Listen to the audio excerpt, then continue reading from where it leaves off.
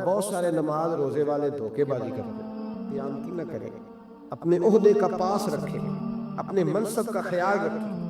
عہدہ جس جگہ آپ موجود ہیں آپ کی ذمہ داری ہے۔ میرے رسول پاک صلی اللہ علیہ وسلم نے فرمایا ہر بندہ تم میں سے نگران ہے، اور جو اس کی رعایا ہے اس کے بارے میں اس نے جواب دینا ہے۔ کبھی بھی بددیانتی نہ کریں۔ ہم لوگوں کا پہلے اعتماد حاصل کرتے ہیں، پھر اس اعتماد کو ٹھیس پہنچاتے ہیں۔ اس کا نقصان پتہ کیا ہوتا ہے؟ دنیا میں سب سے کمزور شخص وہ ہوتا ہے جس پر کوئی اعتبار نہیں کرتا۔ جس کا اعتماد ضائع ہو جائے وہ آدمی بکھر جاتا ہے۔ کبھی بھی دھوکہ دہی کی پالیسی نہ بنائیں۔ ہم لوگوں سے مفادات لینے کے لیے اپنے رویے میٹھے کرتے ہیں، اور جب کام نکل جاتا ہے پھر ہمارے رویے بدل جاتے ہیں۔ یہ دھوکہ ہے، یہ بددیانتی ہے، اس کو اللہ رسول نے پسند نہیں کیا۔ میرے نبی پاک علیہ السلام نے فرمایا جس میں 3 باتیں پائی جائیں وہ تو منافق ہے۔ اگرچہ علماء کہتے ہیں یہاں منافق اعتقادی مراد نہیں، منافق عملی مراد ہے، لیکن حضور نے فرمایا منافق ہے۔ یا رسول اللہ کون؟ فرمایا وہ بندہ جب بات کرے تو جھوٹ بولے، جب وعدہ کرے تو مخالفت کرے، جب امانت رکھی جائے تو بددیانتی کرے، یہ تو بندہ منافق ہے۔ حضرت ابو نور علیہ رحمہ نے لکھا ہے، فرماتے ہیں محمود غزنوی کا دور تھا تو ایک آدمی محمود غزنوی کے پاس نا اپنا کیس لے کے آیا، مدعی بن کے آیا۔ اس نے کہا بادشاہ میرا کیس بڑا نرالا ہے۔ بادشاہ سلامت نے کہا وہ کس طرح؟ کہنے لگا یہ میرے پاس ایک تھیلی ہے، میں نا سفر پہ جانے لگا تو یہ تھیلی پوری ہیروں کی بھری ہوئی۔ فلاں علاقے کے جو قاضی صاحب ہے نا، میں جاتی دفعہ میں کہیں سفر پہ جا رہا تھا تو میں ان کے پاس چھوڑ گیا کہ رستہ لمبا ہے، کہیں کو مجھ سے چھین نہ لے، ہیروں کی بھری ہوئی۔ کچھ دنوں کے بعد میں واپس آیا ہوں، قاضی صاحب نے مجھے تھیلی واپس کی ہے تو اس میں ہیروں کی بجائے کھوٹے سکے نکلے۔ اب میں نے قاضی صاحب سے کہا ہے تو قاضی صاحب تو میرے گریبان تک آتے ہیں، وہ کہتے ہیں بتا کہیں سے پھٹی ہے، کھلی ہے؟ وہ جس طرح ٹانکے لگا کے تو نے سی تھی اسی طرح لگے ہوئے ہیں کہ نہیں؟ وہ حضور لگے بھی بالکل اسی طرح ہے، نہ پھٹی ہے نہ کھلی ہے۔ اب میں لٹ گیا ہوں، میری کل عمر کی کمائی ضائع ہو گئی، کھوٹے سکے کہاں اور ہیرے کہاں؟ تو مہربانی کرے اور آپ کی بارگاہ میں اللہ رسول کے نام پر حلف دیتا ہوں کہ میں ہوں بالکل سچا۔ محمود غزنوی کہنے لگے تو جا، تھیلی چھوڑ جا، اور جب میں تجھے بلاؤں گا پھر دوبارہ آنا۔ وہ شخص چلا گیا۔ محمود غزنوی اٹھے، دربار برخاست کیا، لوگوں سے کہنے لگے چلے جاؤ میں 3 دن کے لیے سیر کرنے جا رہا ہوں، 3 دن کے بعد لوٹوں گا۔ اکیلے جب رہ گئے نا محمود دربار میں تو محمود نے چھری منگائی، اور جس تخت پہ بیٹھتے تھے وہاں گدا بچھا ہوا تھا، یہ گدا پڑا نا، گدا بچھا ہوا تھا۔ محمود نے چھری کے ساتھ اس کو پھاڑ ڈالا اور چھری جیب میں رکھی نکل گئے۔ کہنے لگے میرے باپ کو میرے دربار والے کے ہاتھے میں داخل نہ ہو۔ محمود چلے گئے۔ اب وہ صفائی کرنے والا جب آیا نا، اس نے آ کے دیکھا تو گدا تو پھٹا ہوا ہے۔ اس نے شور ڈال دیا، پہرے دار بھی آ گئے، فلاں صاحب بھی آ گئے، فلاں صاحب۔ اس نے کہا او خدا کے بندو، اس کا گدا پھٹ گیا ہے، وہ تو مار ڈالے گا۔ اس نے کہا تھا سوائے صفائی اور نگرانی والے کے دوسرا آئے کوئی نہ، اور یہاں آیا بھی کوئی نہیں، پہلے دن ہی پھٹا ہوا ہے تو لٹکا دے گا سب کو، کیا کرے؟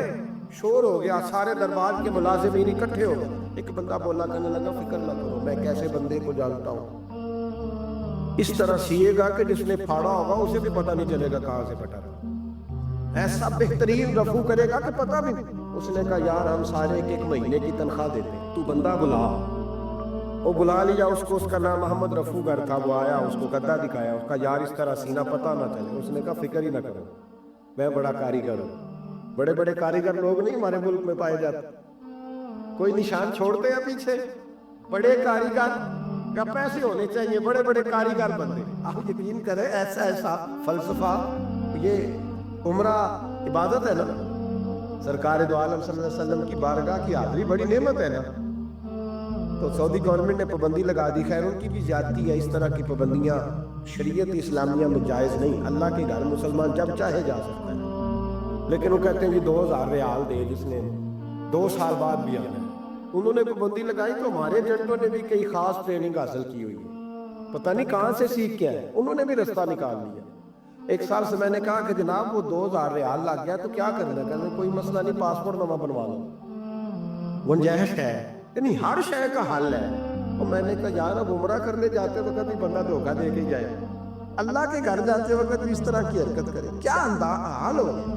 ہر چیز کا لوگوں نے حل نکال لیا، ہر چیز کا لوگوں نے سٹائل بنا لیا۔ ایسا نہ کریں، یہ درست نہیں۔ احمد رفوگر کہنے لگا اس طرح سیوں گا کہ پھاڑنے والے کو بھی پتہ نہیں ہوگا، پیسے لے یار تو سی دے۔ اس نے سی دی، اگلے شام ہی لا کے بچھا دیا گدا۔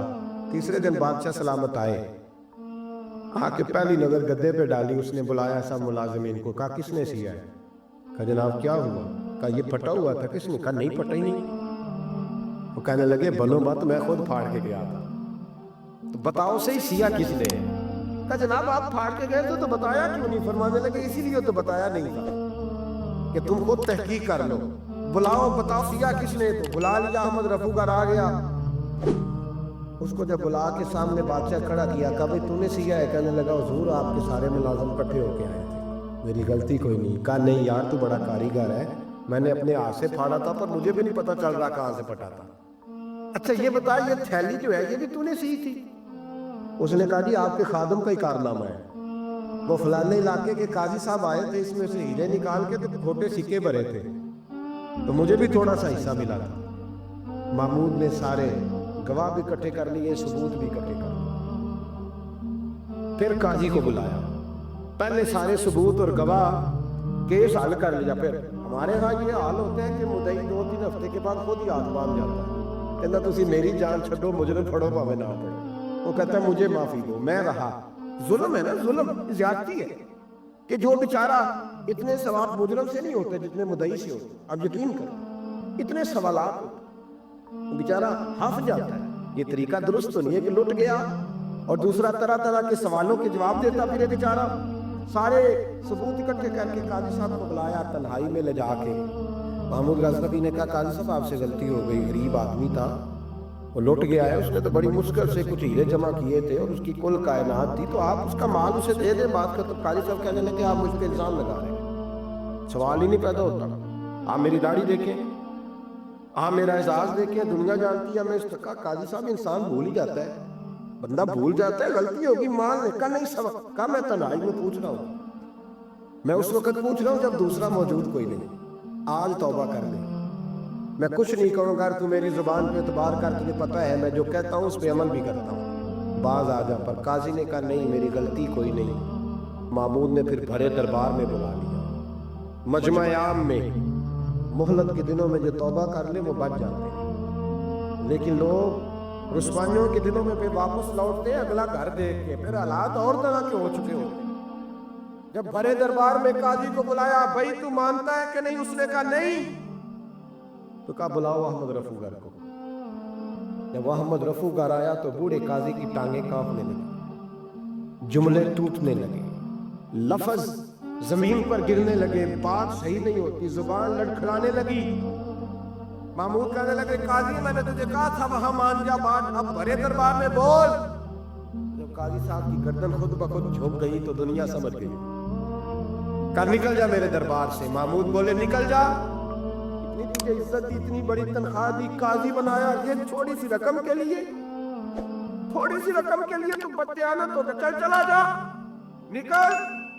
قاضی دربار سے نکلا۔ کل جو دکانیں چھوڑ کے سلوٹ کرنے آتے تھے وہ کہنے لگے اس کی عمر دیکھو، اس کے کام دیکھو، دیکھو اس نے کیا کیا۔ گھر گیا، بچے جن کے لیے پاپ کمایا تھا، جنہاں نہیں تو پاپ کمائے ہوں کتنے نہیں ہو تیرے گھر دے۔ وہ بچے کہنے لگے ابا جی ہم تو سکول مدرسہ جانے کے قابل نہیں رہے، امید تھی کہ بیوی ساتھ دے گی۔ وہ کہنے لگی میں میکے کیسے جاؤں گی، گلی کی عورتیں طرح طرح کی باتیں بناتی ہیں۔ اور بھائی کامیابیوں کے بڑے سربراہ ہوتے ہیں، کوئی کامیاب ہو جائے تو سارے کہتے ہیں میری سپورٹ سے ہوا ہے، ناکامیاں ہمیشہ یتیم ہوتی ہیں، ناکامیوں کا کوئی سربراہ نہیں ہوتا۔ جب تک تو قاضی تھا تو بڑے بات تھی، ہر بندہ کہتا تھا رشتہ دار ہے، رسوائی ہو گئی تو وہ تیری آنکھ ہو یا سنگ ملامت کی چبھن، کون پہنچا ہے میرے درد کی گہرائی تک۔ دور شہرت میں تو یاروں نے کیا یاد بہت، ساتھ آیا نہ کوئی کوچے رسوائی تک۔ اور میاں صاحب کہنے لگے ساری عمر ہی آٹا گد ہے، میں لکھاں کیتے نہیں پیڑے، اب وقت آیا ہی تے محمد بخشا کوئی نہیں ہو بیٹھا نیڑے، حالات ہی بدل گئے۔ قاضی خاموشی سے اندر چلا گیا، اپنی رسوائی سمیٹ کے بستر پہ لیٹا، نہ روٹی کی بھوک لگی، نہ پانی کی پیاس لگی، نہ نیند آئی، ساری رات تڑپتا رہا۔ سویرے گھر والوں نے دروازہ کھولا تو روح پرواز کر گئی، دنیا چھوڑ کے حضرت ابو نور علیہ رحمہ بولے، فرمانے لگے یاد رکھو کبھی بددیانتی نہ کرنا کبھی، یہ تو محمود غزنوی کی عدالت تھی، قیامت میں رب کریم کی عدالت لگے گی۔ اور فرمایا وہاں تو گواہی دینے والا احمد رفو گر تھا، قیامت میں تو تمہارے اپنے ہاتھ پیر گواہیاں دیں گے، تمہارا اپنا وجود گواہی دے گا۔ اور فرمایا یہاں تو لعنتیں دنیا دار برساتے تھے، وہاں فرشتے ہوں گے۔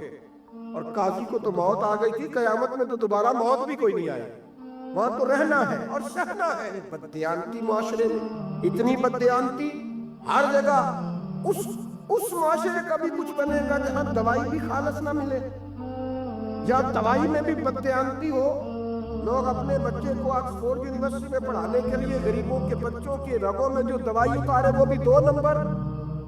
اتنا بڑا بھی تو بددیانت معاشرہ ہوتا ہے کہ لوگ یہاں تک دھندا کریں، یہاں تک کہ لوگ لوگوں کی زندگیوں سے کھیل جائیں اور ہمیں احساس تک نہ ہو کہ کوئی مر جائے گا، کوئی ڈوب جائے گا، کیا بنے گا۔ اور جس نے وہ رجسٹر کی دوائی کی، اس نے 2-4 لاکھ روپیہ لیا اور اس نے یہ نہیں سوچا کتنے انسان میری وجہ سے مریں گے۔ قتل صرف یہ تو نہیں ہوتا گولی مار کے مار دینا، لوگوں کی زندگیوں سے لوگ کھیل جاتے ہیں، لوگ تباہی کر جاتے ہیں، لیکن بددیانتی سے باز نہیں آتے۔ میرے رسول پاک علیہ السلام کے غلاموں، نبی پاک صلی اللہ علیہ وسلم نے ذرا سی بددیانتی، اور صحابہ کا یہ مزاج تھا، اتنی سی بھی کبھی ان سے غلطی ہوتی تو تڑپ